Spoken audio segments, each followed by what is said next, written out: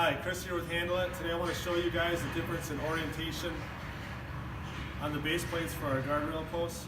So here we have 3 single high posts, 18 inches high, and a double high. The orientation I'm going to discuss applies to double high as well as the single high.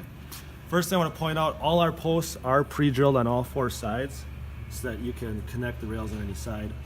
This is a standard centered post. Most posts are going to be this orientation, but this offset post is probably the next most popular.